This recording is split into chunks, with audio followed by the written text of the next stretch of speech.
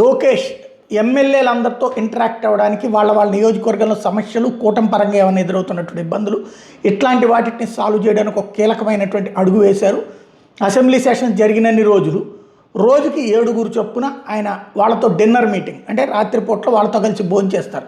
ఆ భోజనం సందర్భంలో ఇతర పార్టీలు, అంటే కూటమిలో ఉన్నటువంటి ఇతర పార్టీలకు సంబంధించినటువంటి అంశాలు మాట్లాడడం కావచ్చు, అదే సందర్భంలో సొంత పార్టీలో ఏ విధంగా ఎదిగేలా చూడాలి, ఇంకెవరికన్నా ఏమైనా సమస్యలు ఉన్నాయా, డౌట్లు ఉన్నాయి, అంటే ఓ రకంగా త్వరలో కాబోయేటటువంటి ముఖ్యమంత్రిగా అందరితో ఇంటరాక్షన్. మెయిన్ ఏంటయ్యా అంటే ఒక్కసారిగా మారిపోతే ఎమ్మెల్యేలకి ఆయనకి గ్యాప్ రాకుండా చూడటం కోసం వ్యూహాత్మకంగా వేస్తున్న అడుగు.